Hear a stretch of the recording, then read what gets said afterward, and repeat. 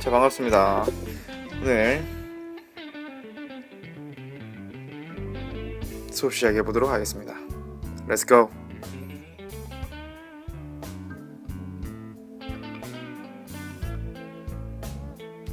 자, 오늘부터 일반 상대성 이론에 대해서 한번 알아보도록 하겠습니다. 자, 좌표계가 뭔지 기억납니까? 자, 어떤 사건을 보는 관점이라고 생각하면 쉽다라고 이야기를 했는데, 이 좌표계에는 두 가지 종류가 있었다, 그죠? 관성 좌표계와 가속 좌표계가 있었습니다. 관성 좌표계라 함은 어떤 정지 상태에서 사건을 관찰하는 경우, 일정한 속도로 움직이면서 관찰하는 경우, 이 두 가지 좌표계가 관성 좌표계였고요.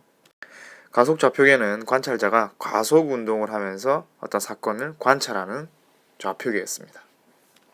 지난 시간까지 특수 상대성 이론은 이 관성 좌표계에 대해서만 이야기를 했다면, 이 이제 가속 좌표계에 대해서 이야기하는 게 바로 일반 상대성 이론입니다. 그럼 어떤 가속되는 상황을 예를 들어서 우리가 한번 내용을 살펴보도록 하겠습니다. 자, 엘리베이터입니다. 자, 엘리베이터가 갑자기 줄이 끊어지게 툭 떨어진단 말이야. 그럼 이 떨어지는 장면을 밖에 정지에 있는 관측자, 즉 관성 좌표계에 있는 관측자가 이 상황을 보고 있다고 가정합시다. 네, 정지, 관성 좌표계에서 이 상황을 보고 있다고 생각해 봅시다. 자, 지금 떨어지고 있는 중이야. 자, 그러면 이 사람과 공한테 지금 작용하는 힘은 한 가지밖에 없습니다. 어떤 힘이 있습니까? 그렇죠, 중력이 작용하고 있습니다. 그죠? 자, 힘이 아랫방향으로 작용합니다. 아래에서 잡아당긴다는 이야기야. 그럼 아래에서 잡아당기기 때문에 이 물체가 어떻게 됩니까? 그렇죠, 아래로 떨어지게 되겠죠. 이게 바로 정지 좌표계에 있는 관찰자가 이걸 본 모습입니다. 전혀 뭐 문제될 게 없습니다. 그죠? 힘을 아래로 받고 있기 때문에 얘는 아래로 이렇게 떨어지는 겁니다. 근데 이제 문제는 이 엘리베이터 안에서 이 상황을 봤다고 생각을 해봅시다. 엘리베이터 안에 있는 이 사람은 엘리베이터와 함께 움직이기 때문에 가속 운동을 하고 있습니다. 그죠? 그러면 이 엘리베이터 안에 있는 관찰자는 가속 좌표계에서 이 사람과 공의 운동을 관찰하고 있습니다. 자, 엘리베이터와 함께 떨어지고 있는 이 관찰자가 보기에 이 사람과 공은 어떻게 운동하는 것처럼 보일까요? 함께 떨어지고 있기 때문에 사람도 정지해 있고 공도 정지해 있는 것처럼 보이게 됩니다. 자, 그럼 이제 여기서 이상한 일이 벌어지는데, 이 안에 있는 관찰자가 보기에도 이 사람과 공한테는 중력이 작용하고 있는 건 맞다는 이야기야. 분명히 아랫방향으로 이렇게 힘이 작용하고 있는데 이 사람과 공은 움직이질 않고 있어. 이 뭔가 이상하다는 이야기죠. 그래서 가속 좌표계에서는 일반적인 관성 좌표계와 같은 물리 법칙이 적용되지가 않습니다. 자, 그러면 이걸 설명하기 위해서는, 자, 지금 사람과 공이 가만히 있다. 가만히 있기 위해서는 이 사람과 공한테 작용하는 힘이 없어야 된다는 이야기야.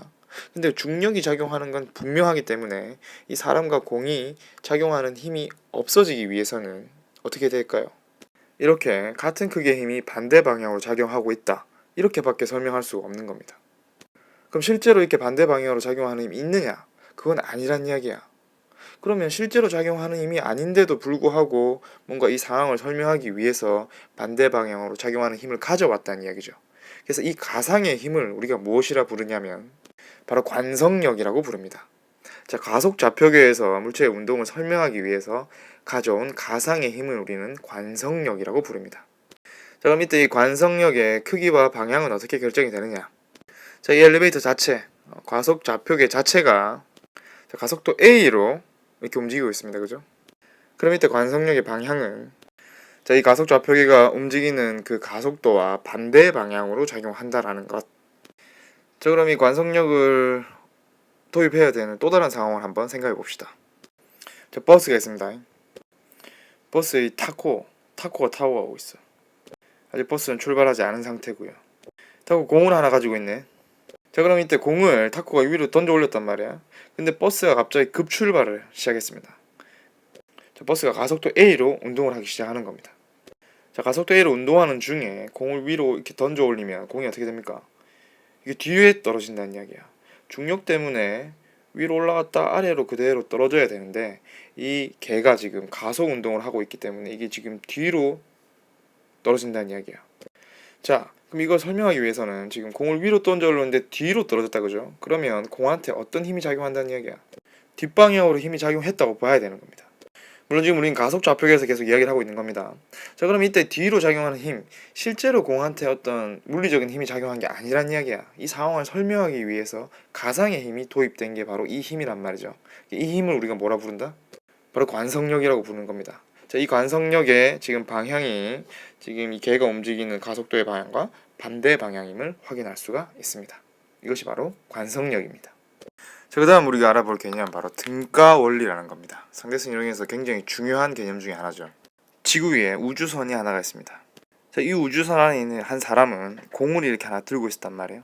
그럼 이 사람이 공을 들고 있다가 공을 놨습니다. 그럼 공이 어떻게 되죠?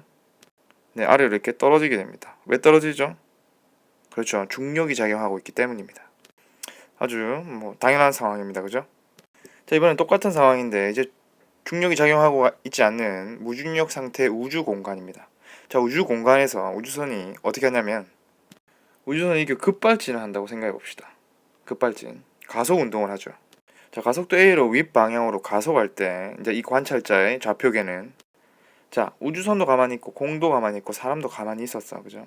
근데 얘 갑자기 가속을 하게 되면은 공은 가만히 있고 나머지 관찰자와 우주선만 이렇게 앞으로 나아갑니다. 그죠?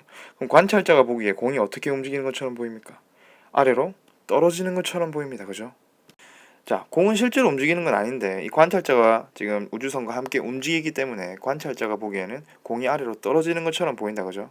그래서 이를 설명하기 위해서 또 가상의 힘을 도입을 해야 된다는 거야. 그 힘이 어떤 힘이다? 네, 바로 관성력이었죠. 자, 그럼 봅시다. 지금 이 사람이 봤을 때도 공이 아래로 떨어지고 이 사람이 봤을 때도 공이 아래로 떨어집니다. 그죠? 근데 우리는 지금 모든 상황을 다 알고 있기 때문에 이건 중력에 의한 것이고 이건 관성력에 의한 것이라는 걸 알 수가 있다는 이야기야.